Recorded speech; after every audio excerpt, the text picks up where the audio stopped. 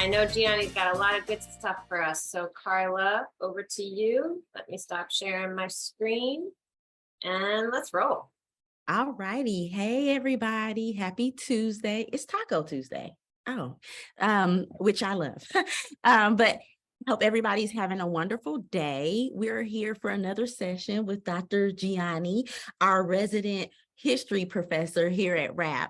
And as you know, we want to create the world that we see externally inside RAPP. And how do we do that? We do that with more knowledge and communication. So this is just one more opportunity for us to gather and learn something maybe we didn't know that you can share with your family, your friends, and talk about in an open discussion here at work about what you learned.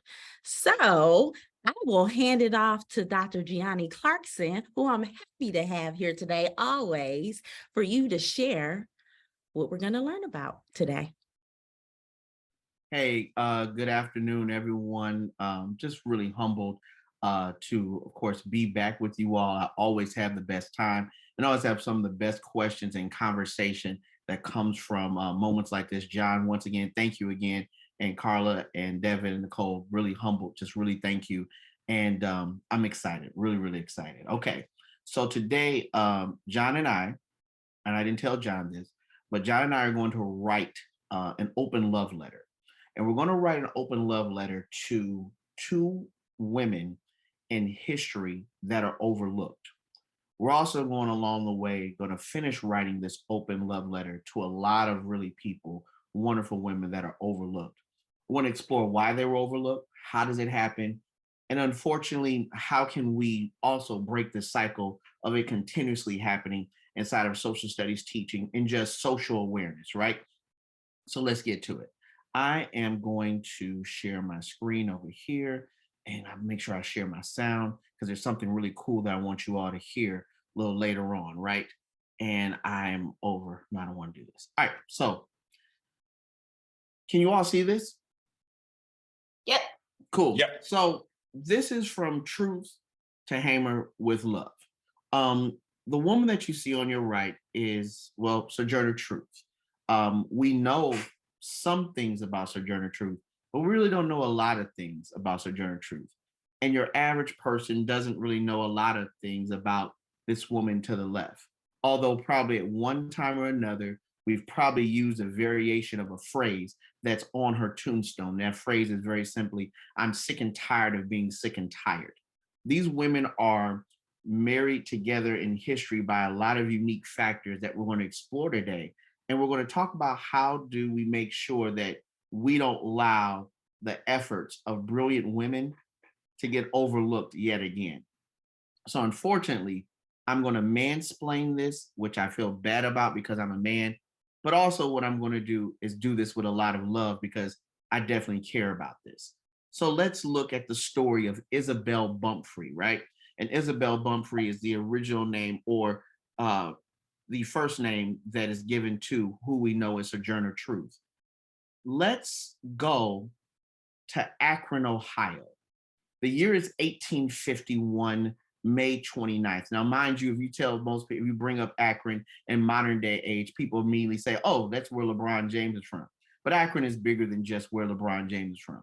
It's also one of the rubber capitals of the world. It's also where the Goodyear plant is. And it's where these group of women known as the suffragettes get together because they are tired of the treatment that they're experiencing inside of how the country is being developed.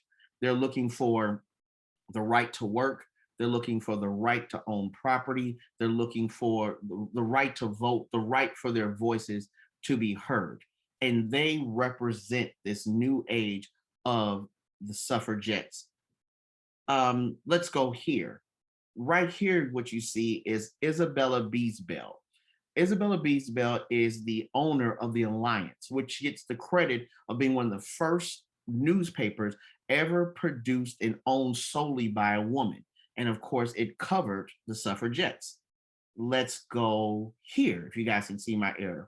And this is Frances Dana Gage. And she's one of the lead organizers inside of this women's rights convention that happens inside of Ohio. In fact, it's her brave idea that says that, you know what, we're going to have it outside the comfy confines of New York because the further north we are, the safer we are from, some prejudice and chauvinistic thoughts of some men. Traveling to Ohio was a very big deal. And then let's go here. If you guys can see this woman right here. This is Caroline Seymour Severance. And she's the voice of reason inside the room.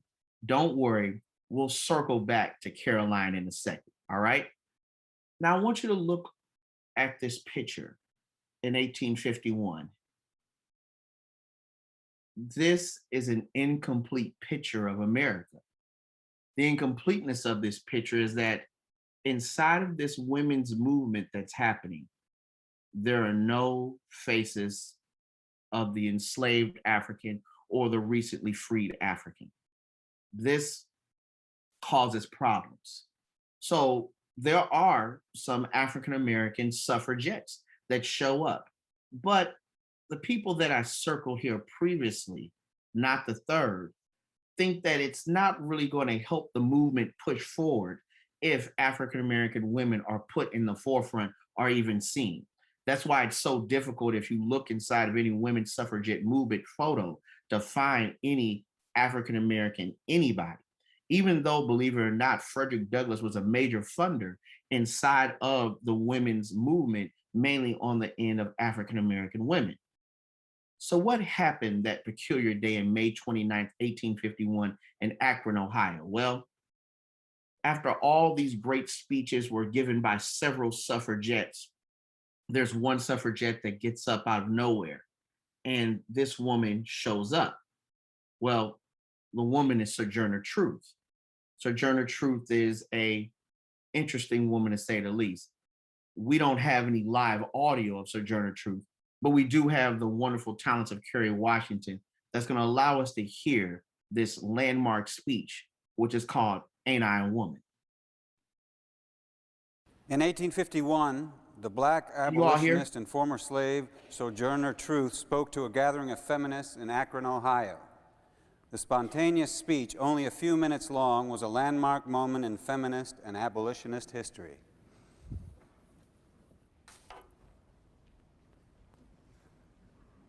Well, children, where there is so much racket, there must be something out of kilter. I think that twixt the Negroes of the South and the women at the North all talking about rights, the white man gonna be in a fix pretty soon. But what's all this here talking about?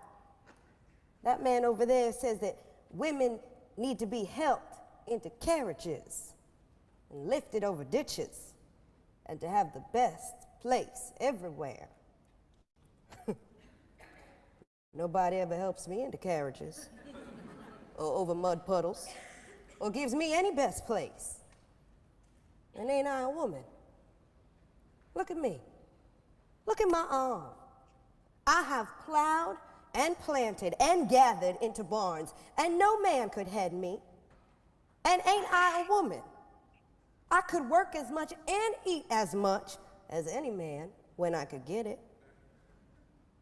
And I could bear the lash as well. And ain't I a woman? I have borne 13 children, seen most sold off into slavery. And when I cried out with a mother's grief, none but Jesus heard me. And ain't I a woman? And they talk about this thing in the head. What is it they call it? Oh, that's right, yeah, intellect. That's it, honey. Well, what's that got to do with women's rights and Negroes' rights? If my cup won't hold but a pint and yours holds a quart, wouldn't you be mean not to let me have my little half measure full? That man in the back there, he says women can't have as much rights as men because Christ wasn't a woman.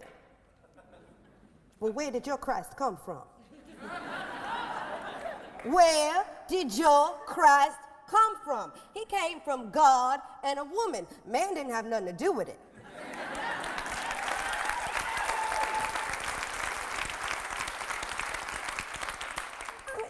If the first woman God ever made was strong enough to turn the world upside down all alone, Well, these women here together ought to be able to turn it back and get it right side up again. And they asking to do it. The men better let them.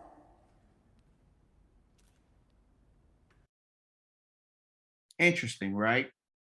So this is always fun. So actually, let me go back. No cheating. In the chat, what did you hear? There's no such thing as a wrong answer. Why? Because it came from you and you're having a natural experience. So I just want to know what you hear. What did you hear? Frustration, love it.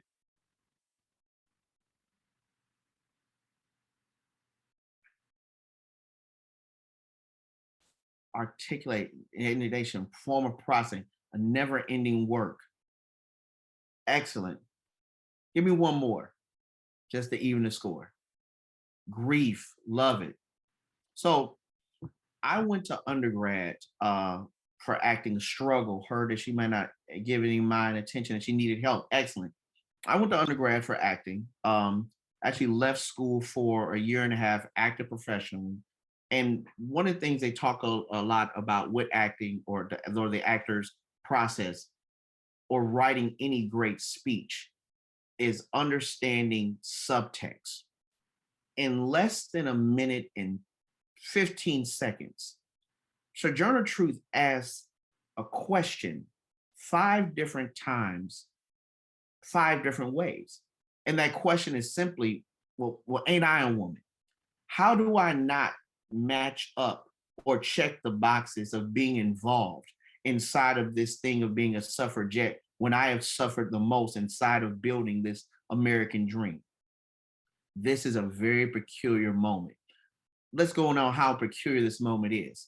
The person that transcribed this entire convention out of just being, well, dismissive of what Sojourner Truth said because she's a woman that's not educated. She's a woman that doesn't necessarily have the best of clothing, is not as polished, really doesn't have, her whites are not as white as everyone else's white dress.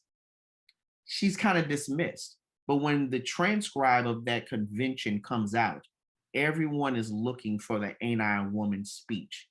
And believe it or not, the Ain't I a Woman speech that we heard by Kerry Washington is really the best to memory of the second transcriber that was there.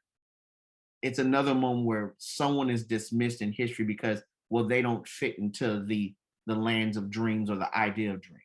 There's a really great poem that says, I too sing America. And what Sojourner Truth is trying to say is that in the midst of everything that's happening, that she does too sing America. And she's also a woman. And she also is part of this suffragette movement that gets ignored. So what do we hear?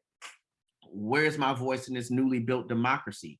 What defines a citizen in this movement? What defines a woman in this movement? And it's very peculiar because here inside of 1851, a lot of these questions sound exactly the same in 2022. We have to be very careful about how we define, what a citizen is and what a woman is, because what we're doing is we're actually alienating someone from the process of the American dream because we think that, well, if it's more of it for me and less of it for you, that's a sense of power, but it isn't. For those that do know this bit about Sojourner Truth, this is where it gets even more peculiar. People don't know this about her as well, too. She encouraged slaves and free men to join the Union to fight in the Civil War. She led the strategic plan for the attack on Port Royal, South Carolina during the Civil War. That's right, Sojourner Truth and Harriet Tubman, 2 women who could not read, who did not have an education no higher than maybe 7th grade, were the first women ever to navigate a major military action. It's been said by many Civil War historians that if Port Royal, South Carolina did not fall, the South would win. And who was it taken down by? Well, 2 Black women. Didn't see that one coming. A lot of people don't. And for some reason, it gets ignored. She was an invited guest and she was a co-writer to the Freedmen's Bureau. Now, of course, we know what the Freedmen's Bureau is. The Freedmen's Bureau is, of course, what paves the way for the HBCU, the Historical Black College and University, which paves the way for African Americans to be educated. But it also, believe it or not, paves the way for those white Americans that have lost their, like, everything in the midst of the Civil War. As far as plantations, it provides them an ability to regain some type of land. And it's written or idealized by a woman who could not read or write. She's the fourth African American to successfully sue a U.S. city, which is Washington, D.C. That's right.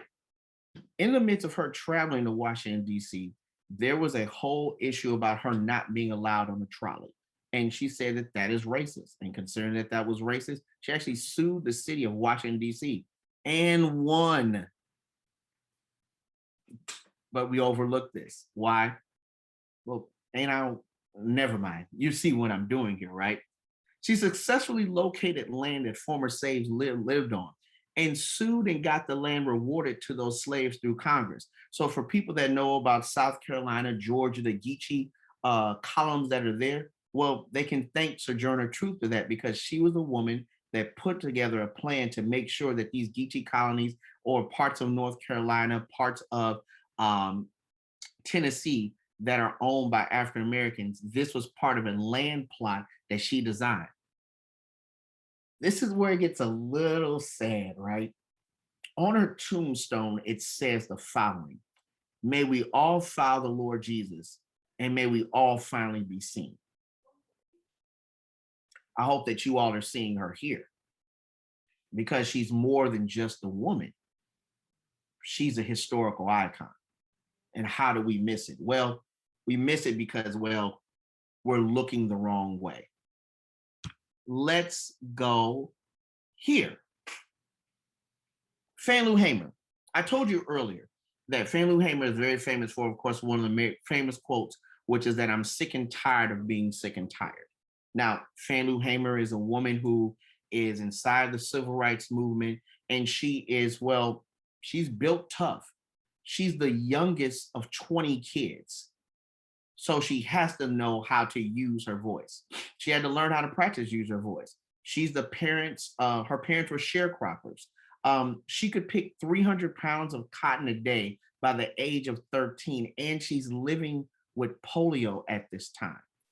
I want you to keep this in mind, because this is actually a disease that she suffered with throughout her entire life, that she battles polio, right? So let's go here. She doesn't fit the model of the civil rights woman. Can I tell you a little secret? And don't tell everybody, right? John, don't tell everybody.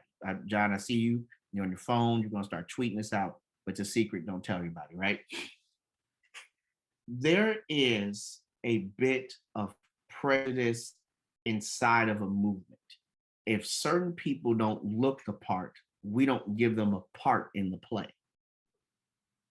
Fannie Lou Hamer does not look the part. She's not as glamorous as Rosa Parks. She's not as polished as Diane Nash.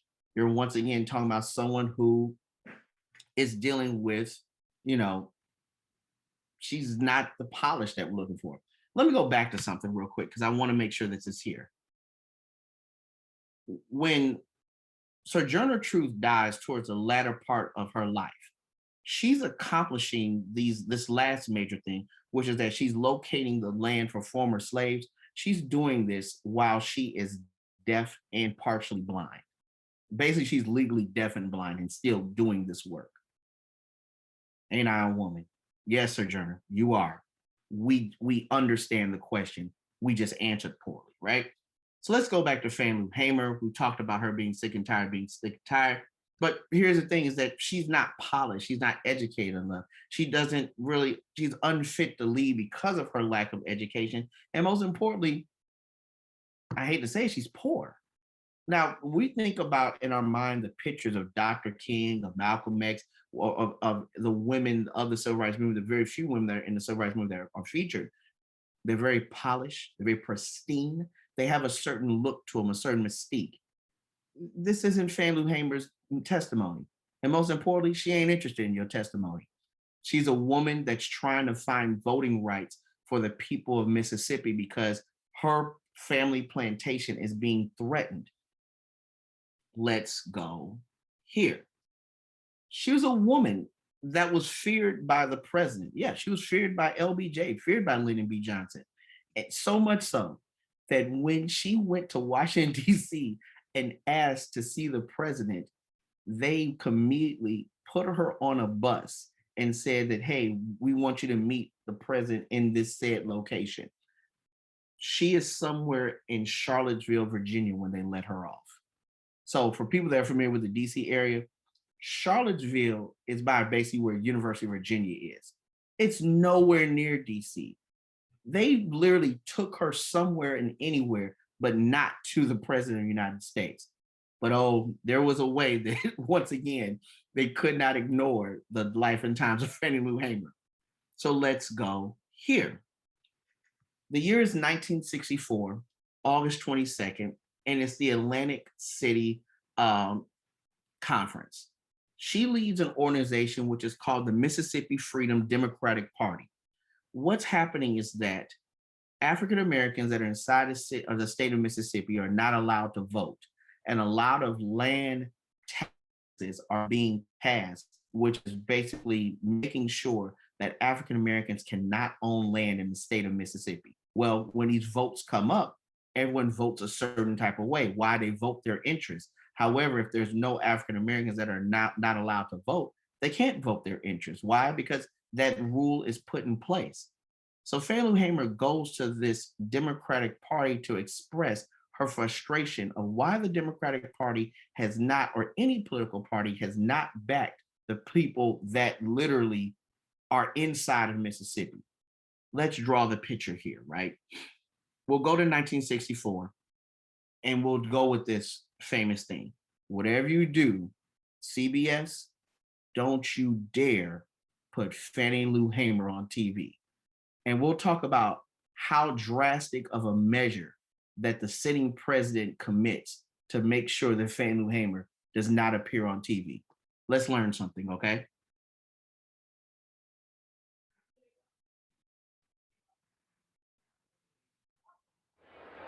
You got here? The testimony before the Credentials Committee, the FDP had a lineup of very different people. They had Rita Sojourner, the widow of Mickey, who had been killed in Neshoba County.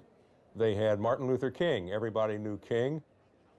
The seating of the delegation from the Mississippi Freedom Democratic Party has political and moral significance far beyond the borders of Mississippi or the halls of this convention.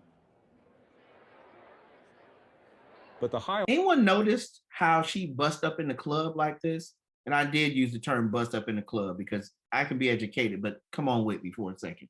Let's go ahead and go to that wonderful replay. Ready?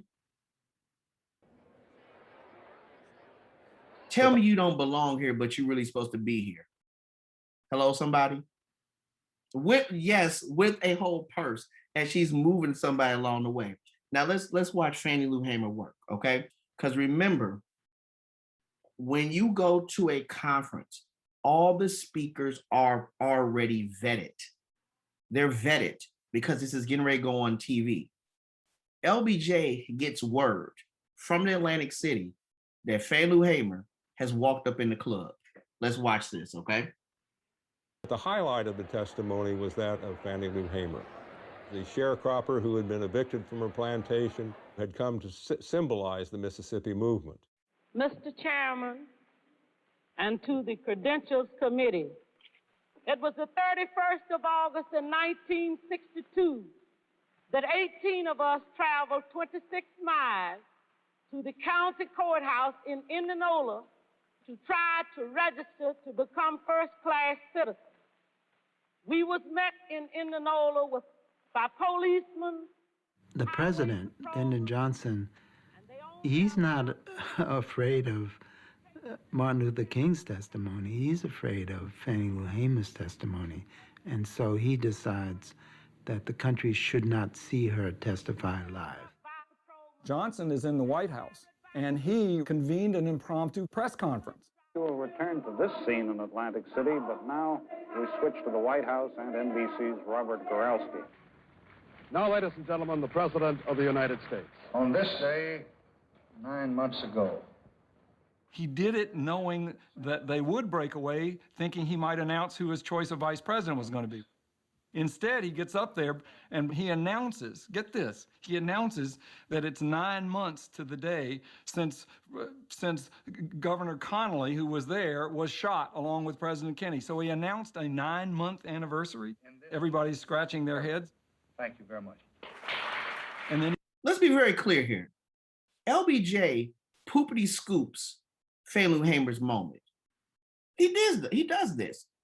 Fannie Lou Hamer's getting ready to give this wonderful testimony of everything that she has been through. But because he's the sitting president, he realized that any time that he wants to say anything, the news has to immediately follow him. And while Fannie Lou Hamer is giving us soul on ice, LBJ goes poopity scoop, whoopity whoop, poopity scoop. He does this, right? And this is insane that this literally happens. And it's one of the things that never gets talked about in history. And you'd be like, I cannot believe that a sitting president really denied the voice of this woman. But don't worry, someone was paying attention. Watch this. And he leaves. And by that time, Fannie Lou Hamer's testimony was over. Can I make it a little more interesting for you? He made sure to talk the exact amount of time to make sure that Fannie Lou Hamer could not be seen at all. On the side of the stage, someone is literally looking at him while they're listening to this convention in Atlantic City. That's why that whole conference ends so weird. He's like, and does anyone have any questions? Okay, all right. He's done. Thank you. Craziness. So let's watch this.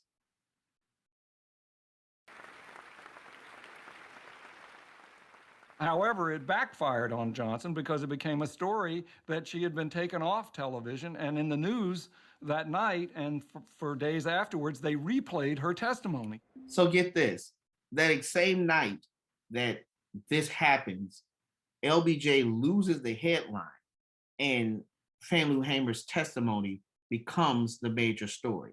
So let's go here. I don't want to give you all of the 8 minutes of what she does inside of this testimony. However, you can find on YouTube, and I decided to just bring up some things that are here. And this is the last part of it. And they beat her, and I don't know how long. She's referencing a woman prisoner that's there.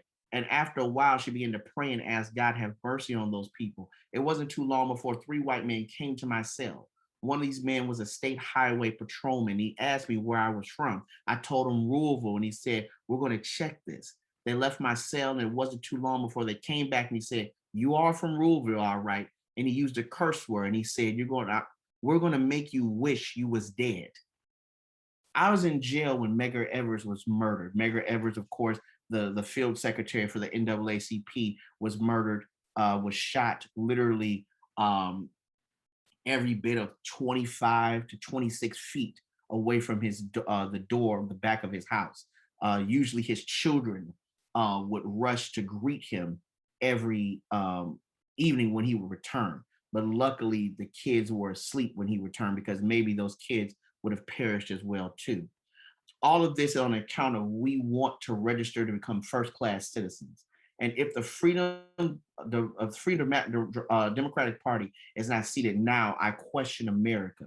Is this America, the land of the free and the home of the brave, where we have to sleep with our telephones off the hooks because our lives being threatened daily, because we want to live as decent human beings in America? This is also unfortunately where Fannie Lou Hamer suffers one of the worst beatings of her life. She develops a blood clot in the back of her left eye, and of course, damage to the right side of her body, which affects her liver. This starts to derail her health. Now, as she is getting ready to transcend and become part of the history books, she's known as the Mississippi Queen of the Civil Rights Movement. She fights for equity in education, understanding that many children did not have proper education, proper books. She also fought for the ownership of having land that belonged to the person who had paid the highest price for it, not because someone was the right person to have it at the right time, right? When Fannie Lou Hamer dies, she dies, and tell me when she sings America. Singing America gets hard when we don't all have the same sheet music. And that's what Fannie Lou Hamer is trying to point out to America at this time. She does this consistently throughout her lifetime.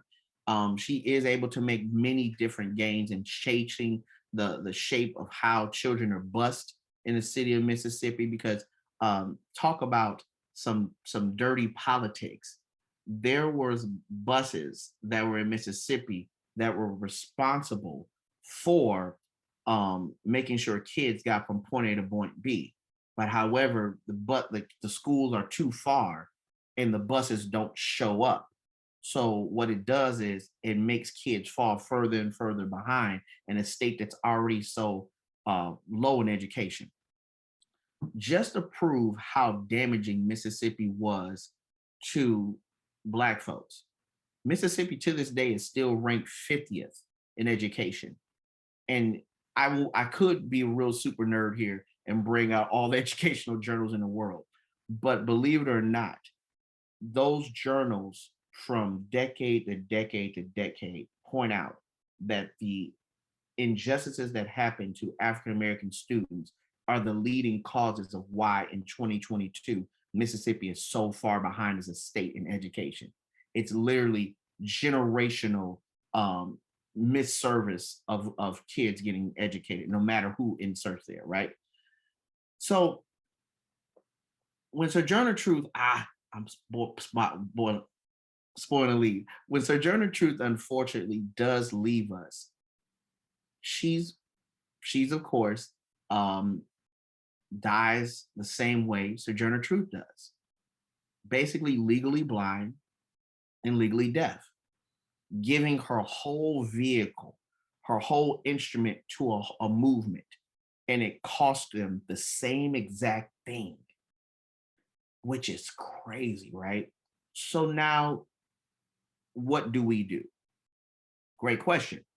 What we do is we take the time to honor the women that have done these amazing things. And we don't hide their stories in history books, but we share their stories, right? We share them in campaigns. We share them in our marketing. We share them in our education. We put them, in places where we can honor them. Of course, I put Marsha P. Johnson here because if anyone could unveil the injustice that was happening to the LGBTQ community in New York, it was Marsha P. Johnson, because Stonewall was a whole mood. And she was able to point out to everyone that we're not receiving equal protection because of who we decide to love. And that is completely insane. A lot of people don't know about the 6888. The 6888, it was a whole infantry of African-American women that were responsible for making sure that mail got to African-American, or not, mail got to everybody during World War II. They're known as the lifeblood of World War II because those letters were so important to know what was going on in the home front. And these amazing women, unfortunately, were overlooked. In the 7th round, with the 113th pick, let me introduce you to Lucy Harris, who was the first woman to be drafted in the NBA draft. This is a woman who was, of course, Mississippi, who led her college team to a record of 29-4, who was an Olympic gold medalist, and yet, once again, someone that we overlook and we shouldn't. Let's look a little bit more, right? Welcome Grace Murray Hopper. Many people know her, many people don't.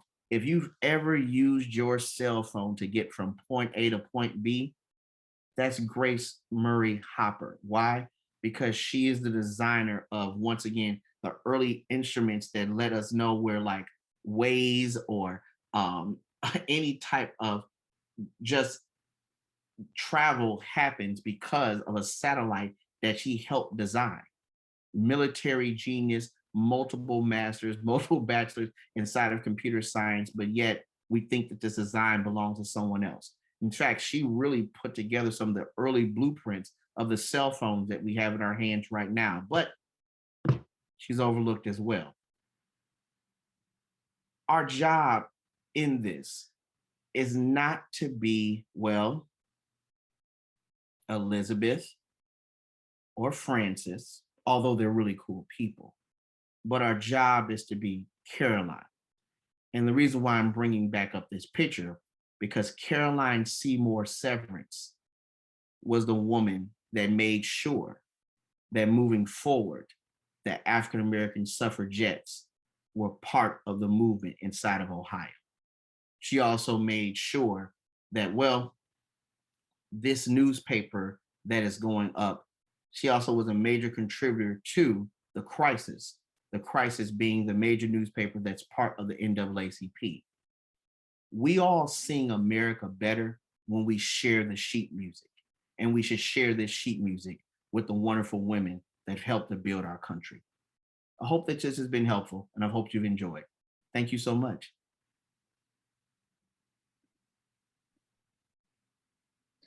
This has been, as always, outstanding. And I personally learned a ton, and I had some questions to come up along the way, but you had such a flow going that I didn't want to interrupt you. I'm like, I'm not going to be that guy that stops you in the middle of this to ask a question. Be that guy. I guess, and it's a recurring theme in all of your stuff. And the first question that I have is, why does this continue to be excluded in curriculum today at any level? And are there areas where this is coming back into curriculum so people can learn about it, when they should be learning about it versus like me learning about that now? So it happens when teachers take the initiative to do so. And you really have to have a teacher that's brave enough to understand that these things are important. Some do, some don't. Because they know that as long as I cover these bases, then I am good to go, right? And that's all you would really want, right? That's all you really want. There's also this belief, or not belief, but there's also this concern that I've said, and I think I brought this up before, about the Daughters of the Confederacy, right? The Daughters of Confederacy really did a number on our education system in regards to really focusing a lot of what we learn to be away from away from any type of joint truth, because there was a fear that their grandfathers, their great uncles would look like the bad guys. And that's really what we still suffer from today. It takes us to be brave enough to say, you know what, we need to readjust how we do social studies teaching, and that will help us along the way. Yeah, I mean, I think that makes sense, and thank you for that. I mean, and this is all very important stuff. I mean, the one that sticks out to me is because it's almost impossible to ignore when you have an acting president deliberately subverting the attention of the American people to do something like that. Like, I can't comprehend why that doesn't make the history books. All of it's important, but right. And it's LBJ is a very peculiar man. He's very, very peculiar. He has inherited MLK. He doesn't really want MLK. MLK is a relationship of John F. Kennedy. He doesn't want that. And he definitely doesn't want any attention that points back to the problems in the South. Because people forget this all the time. LBJ is a Southerner. He's from Texas, and he still has to go home. You can live in Washington as long as you want to, but you do know where home is. So that also leads to a lot of his hesitancy. And he knows that this firestorm, this woman named Fannie Lou Hamer, who has this beautiful gospel singing voice that can rally people, and she's of the people. He wants no parts of her. and the funny thing about it is she knows it. And it becomes that might be the book that I write about Fannie Lou and LBJ, because their relationship is tumultuous at the least. It's a very peculiar relationship. Interesting. I mean, with the exception of LBJ's, the speeches and the testimony gave me goosebumps. I mean, I was just intrigued to hear what they had to say, because it was just very interesting and compelling. I guess one question that I have that you kind of brought up early, and it was with the suffragettes, if I'm saying that correctly, which is there were women in the group that didn't want the African American women to help them in their own cause that would further them in what they were trying to accomplish. And one question I have is, I think we still see that. You referenced that earlier. I think we still see that today, where we leave people behind that can actually help us, right, in groups that are like us. I mean, this is maybe an unanswerable question, but do you have any thoughts on why we continue to do that, or how we can avoid that, so to speak? Sometimes I think that we're cursed to believe, not all of us, but sometimes in moments we're cursed to believe that our power comes in separating or proving ourselves better than someone else, right? And I think that is highly problematic. There are two. Well, let me do this correctly. There are three major Divine Nine organizations who have a lot of suffragettes. For people that don't know Divine Nine organizations are Greek-led organizations that are started by African American women on college campuses. The first organization, of course, being founded at Howard University, which is Alpha Kappa Alpha Sorority Incorporated. There's Delta Sigma Theta Sorority Incorporated, which is there's 1908, there's 1913, and there's 1920, which is Zeta Phi Beta. They all have suffragettes, and whenever these bold, beautiful Black women show up to, of course, be a part of this movement, they're like, well, yeah, you guys can march with us, but you can march in the back. And it's like, whoa. Aren't we all women trying to solve this one thing that we're all suffering from? But some of them felt like, well, if there's too many Black women involved, then maybe this weakens our case, or maybe we don't really want them involved because it's okay for us to have it, but if you have it, maybe it'd be too much. And that's highly problematic. So I always say that those three organizations fight this amazing, beautiful fight to be seen, to be heard. And in their founding stories, you see nothing but them at that pavement, at that, saying, we have a voice. We definitely have a voice. Thank you. That that makes a lot of sense. And certainly this is a little bit of a maybe a stretch, but certainly in what we do every single day, we can't in an effective way, could bring all of this into the classrooms and make sure that people are learning about all this great stuff. But I do think that we can influence not leaving people behind. And I think from a marketing standpoint, we certainly try to, and we have made some progress. We have a diversity strategy group within the organization to make sure that we are representing people and being inclusive. Do you have it? It's because if we continue to do that from a marketing perspective, and for lack of a better term, people get more comfortable with diversity, and people are thinking that we're more similar than we are different. Is there any advice or any thoughts that you can give on how we can, from a marketing perspective, continue to improve on being more inclusive and not leaving people behind, and making sure we're doing I would say the right things?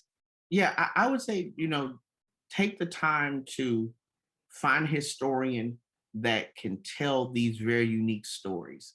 I remember when I did my talk on the Green Book. Those are kind of those really cool marketing things inside of a movement that get overlooked. Find those people that can really pair you with these stories to sell or market these really great products. Because I think that will tie to. I'll give you a really great example.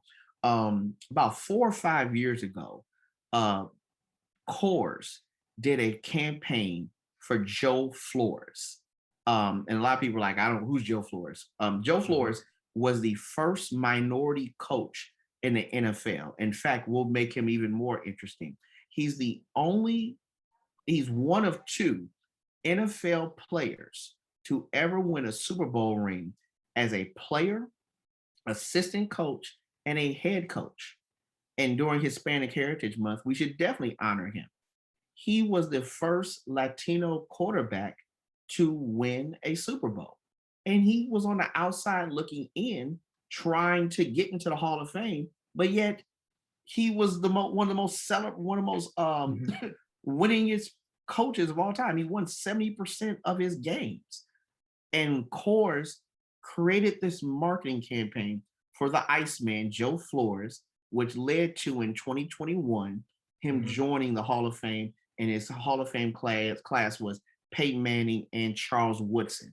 So that's a really great roundabout story of how you find someone, you rally behind their story, put it next to a really good marketing tool, and then see it elevate and skyrocket from there. Yeah, Joe Flores. And he's still alive. He's definitely still alive. Got it. No, that is helpful. And that makes a lot of sense.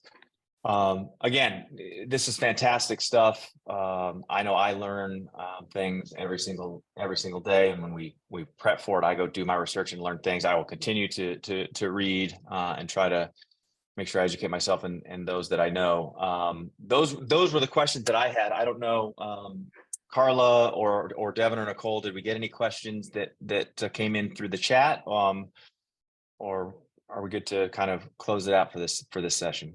I didn't see any questions. Carla, did you or Nicole? It was just people chiming in, sharing experiences, sharing thoughts, sharing notes on what they know from the history.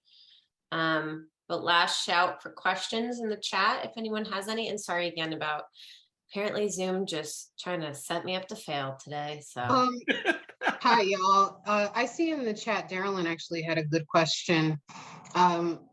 Dr. Gianni, can you talk about how the suffragettes continued to exclude Black women even post Sojourner Truth, Ida B. Wells and Susan B. Anthony, for example? Yeah, I mean, it's an ongoing, thank you so much for your question. It's an ongoing thing that happened, good grief, almost to the 40s, 1950s, about how now there's more of the undesirable suffragettes. And I even hate using that phrasing, but that's really what they are. There's the Irish American who's now arrived inside this country and wants rights.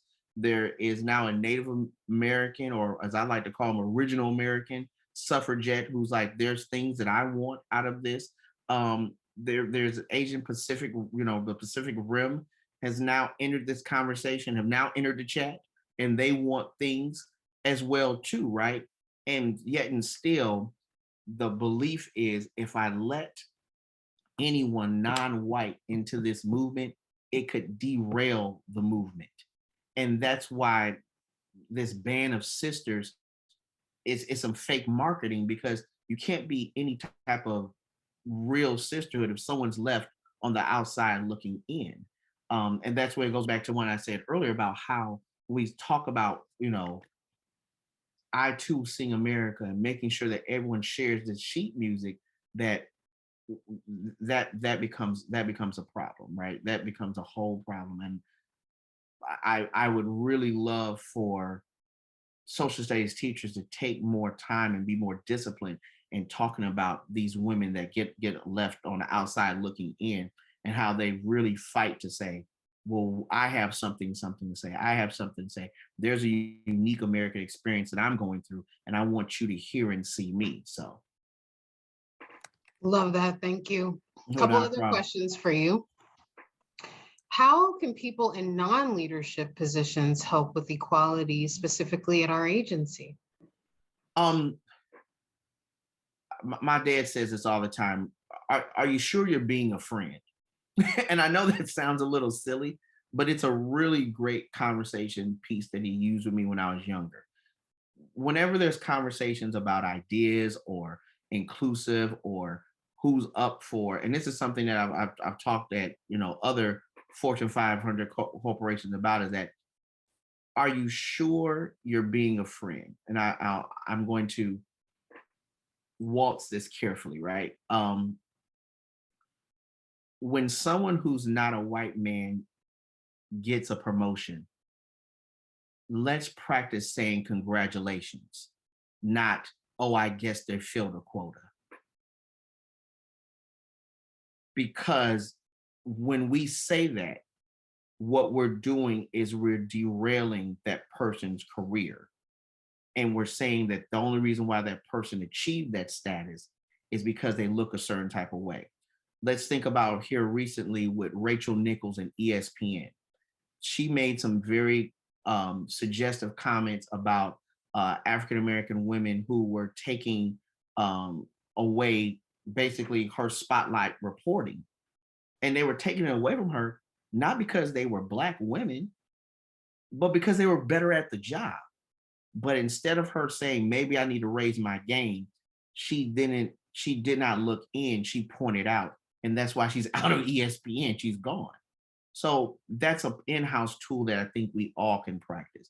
Instead of saying they filled a quota, they filled that position with the right person. I know being an HBCU graduate and being a man of color and also being a doctor, part of this weird 1%, and trust me, it's weird sometimes, especially in places I go. I deal with that a lot. Oh, he's only in the room because he's a Black male. Not the fact that I've achieved in every level. I'm an 11-year teacher. I'm a Ford Theater Oratory Fellow for the past 8 years. I'm currently a trustee at Ford's Theater. I'm a Gilda Lerman Scholar. None of that, but because I'm the Black male, and we got to do better. We just all of us have to do better. Agreed. I think we have one final question for you. And like Carla said, shout out to you about your resume. Yes. Yeah, let me be careful here. I'm only using myself as a Trojan horse in this conversation because I know that other people have had to deal with that, and that's uncomfortable, right? Don't do that. Don't do that. Like they're saying in the chat, Devin and Carla, shoot your. It's facts. It's facts. Okay. Thank you. Put some respect on your name, as the young one said. All right. Last question. This is a great one. Thank you, Unique. Do you have any recommendations, Doctor, for any documentaries or movies that pertain to women being left out in history? Ooh, one of my favorite documentaries, and the subject is very, very rough and sensitive, but it's the life and times of Reese Taylor. There's two. And of course, so I'm going to point out the life and times of Reese Taylor. The reason why I'm going to point out the life and times of Reese Taylor is because this is a woman who is a victim of a horrible crime. And the person that comes to her aid is Rosa Parks. We view Rosa Parks as this little old woman who sits on the back of the bus. And I really wish we would all stop doing that as historians. Because once again, Rosa Parks is not that, she's definitely not that old. And she's really extremely brilliant. She has one of the greatest legal minds of that decade and really of the century, and is able to navigate this very peculiar conversation about finding some type of justice for Reese Taylor. I would also like to suggest The Queen of Basketball. It's a documentary that was put together by Steph Curry and Shaquille O'Neal about Lucy, Queen of Basketball, but Lucy Davis, about, her and everything that she experienced trying to get her voice out there. ESPN has recently done a brilliant job with 30 for 30 about the origin story of the WNBA. And it's just really well done about trying to figure out, why can't these women just be basketball players? Why are we so obsessed with their looks? Can we be more obsessed with their talent and the fact that they play a high quality of basketball? And it's really good stuff, really, really good stuff. So those are my three off the break suggestions. Other people just to look at, the brilliant mind of Diane Nash, which, I mean, is really, really great. Yes, there it is, The Rape of Reese Taylor, which is really good. So just other people to look at as well too. If you get a chance, also look deeper into who Ida B. Wells really is. We mention her and we give all this credit to W.B. Du Bois, but there is no NAACP without Ida B. Wells. And I don't want to bear the lead for you, but there is no NAACP without Ida B. Wells. And last but not least, I'm sorry, I feel like I'm giving y'all homework, but the women of the All-American League. And what it is there's this really great videos and some many documentaries on Black women trying to break into the All-American League, which of course the All-American League is this baseball league that happens post the war, where if you've seen the League of Their Own series is on Amazon Prime. Amazon Prime does a pretty good job really pouring into that, but there's many other layers in that as well too. So I hope that this all helps. John, I think that's it from the chat if you want to close this out. Great. Thank you all for joining. I hope you found it as interesting and educational as I did. And I would be remiss, Dr. Clarkson, if I didn't say it is an honor and a pleasure to share this time with you. And someone asked if we could do more of these. You know, the door is always open, and I'm sure we will be planning some more. So thank you for what you've done so far. Thank you. And a million thanks for today. And you know, hopefully we'll see you soon. Sounds good. Thank you all so much. Truly humble. Really appreciate you. Thank you, Dr. Thank you, Clarkson. Dr. Clarkson. Thanks, everybody. Thank you. And we'll see Dr. Clarkson one more time before the end of the year. We see him once a quarter, so look out for that upcoming. Thanks, everybody. Have a great day. Thank you. Have a great rest of your week. Bye-bye. Bye.